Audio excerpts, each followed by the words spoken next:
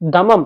தமம்னா purpose. Retro படத்தோட main பிளாட்டா இதுதான் இருக்க போகுது. ஸோ, ஹீரோயினான வந்துட்டு ருக்மிணி வந்துட்டு நம்ம பாரிவேல் கண்ணன் கிட்ட, "நீ இந்த மாரி ரவுடிசம் பண்ணிட்டு சுத்திட்டு இருக்கிறதெல்லாம் வந்துட்டு வாழ்க்கை. இதெல்லாம் ஒரு வாழ்க்கையா? உன்னுடைய தம்மத்த கண்டுபிடி. உன்னோட பர்ப்பஸ கண்டுபிடின்னு" சொல்லிட்டு தான் அவங்கட்ட சொல்லி, லவ் பண்ண வச்சு கூட்டு போயிடுறாங்க போல இருக்கு. அதுக்கப்புறமா தான் அவங்க தனியா போயிருக்காங்க.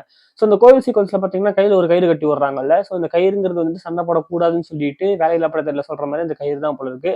ஸோ, இது வந்து ஒரு ஸ்பிரிச்சுவலான கயிறு.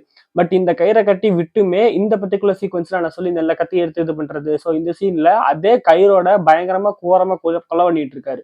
ஸோ அந்த கயிறு கட்டினாலுமே அவருக்கு இருக்கிற வயலன்ஸ் போகல அப்படிங்கிறதுனால ஹீரோயின் வந்துட்டு இவளை விட்டுட்டு போயிடுவாருன்னு சொல்லிட்டு நினைக்கிறேன், விட்டுட்டு போயிடுவாங்கன்னு சொல்லிட்டு நினைக்கிறேன். ஸோ அதுக்கப்புறமா தான் இவர் வந்துட்டு அந்த திரும்பவும் அவங்க கேங்குக்கு போய் அதுக்கப்புறம் இந்த லவ் டிடெக்ஸ்ல காதல் வேணாம் ஒண்ணு வேணாம் அப்படின்னு சொல்ற மாதிரி இருக்கும்னு சொல்லிட்டு நினைக்கிறேன்.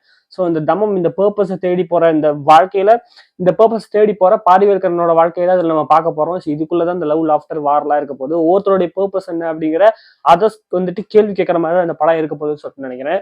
ஸோ இந்த ஷார்ட்ஸ் பிடிச்சிருந்தா ஒரு லைக்கை தட்டி நம்ம சேனல் சப்ஸ்கிரைப் பண்ணிடுங்க. உள்ள போய் பாருங்க, ஏகப்பட்ட வீடியோஸ் எல்லாம் இருக்கும். மெயின் வீடியோஸை செக் பண்ணி பாருங்க.